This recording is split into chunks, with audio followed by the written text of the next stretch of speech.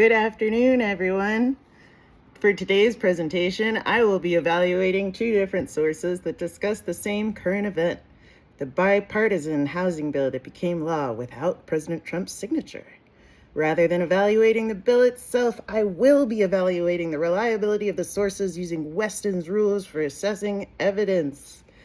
My first source is a Facebook post written by political commenter Alan Clifton on July 10th, 2026, titled, "Can we all just take a moment to sit here and laugh?" In his post, Clifton argues that President Trump refuses to sign the housing bill for political reasons and criticizes both his decision and his leadership. My second source is a news article by Jennifer Jacobs and Catherine Watson titled, "Trump Not Expected to Veto Housing Bill, U.S. Official Says," published by CBS News on July 10th, 2026. The article explains the constitutional process that allowed the bill to become law without the president's signature and summarizes the legislation without offering extensive political commentary. Although both sources discuss the same event, they present it very differently.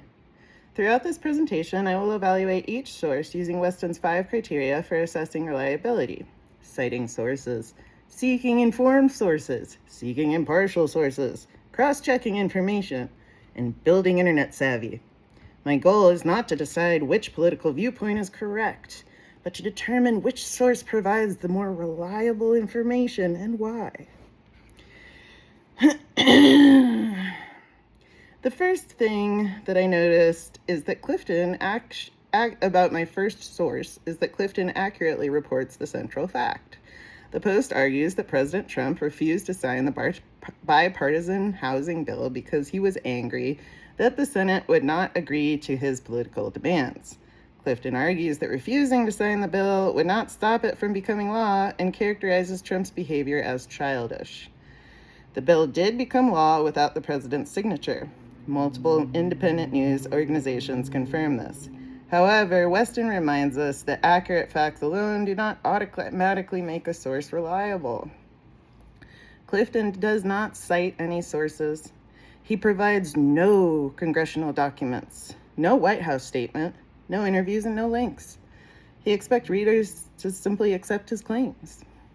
This weakens the reliability of the post because the reader cannot easily verify where his information came from.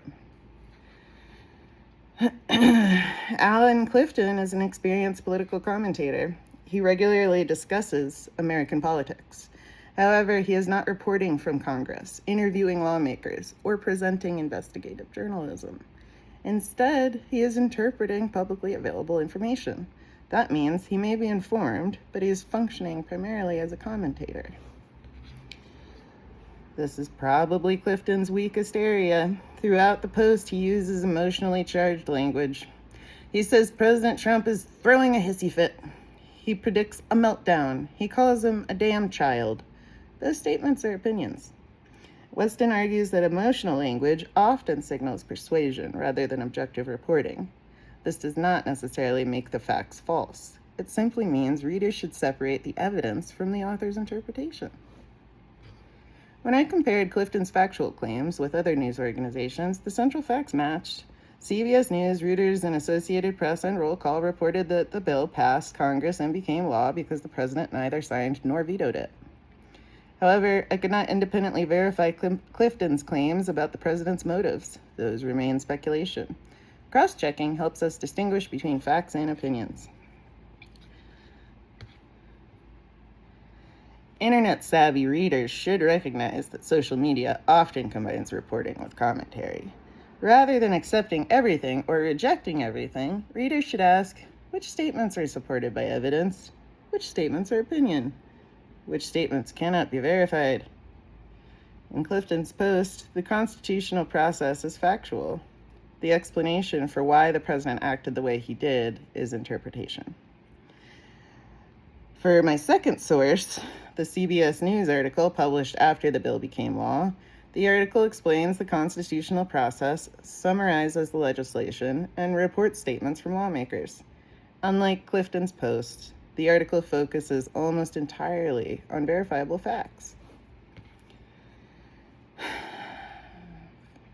Rule 13, CBS clearly identifies the reporter.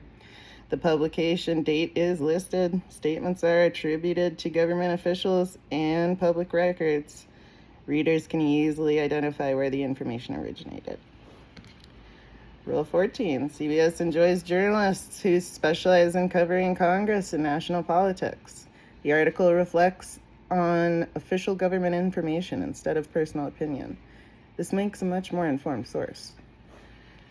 Rule 15, CBS avoids emotional language. Instead of telling readers what to think, it explains what happened. One interesting observation, however, is that the article largely avoids discussing possible political motivations behind the president's decision. Some readers might feel that this leaves out part of the larger political context. Whether that omission is a weakness depends on what readers expect from straight news reporting.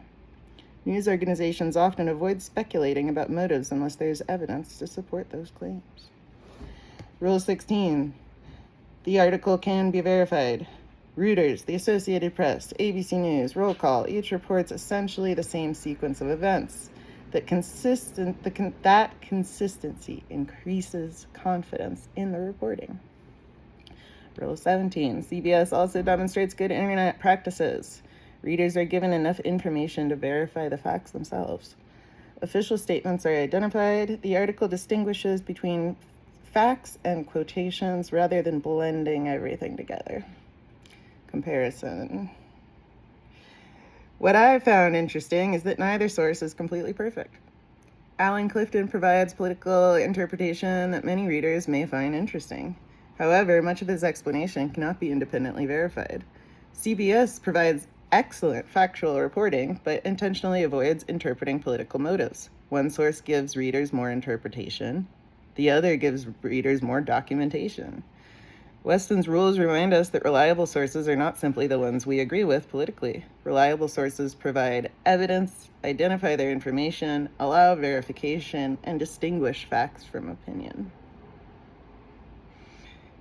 I like Alan more, but the CBS article is better. This comparison illustrates why evaluating sources matter. The internet gives us access to enormous amounts of information, but not every source serves the same purpose. Some sources primarily report facts, others interpret events. Understanding that difference allows us to become more careful readers. Thank you.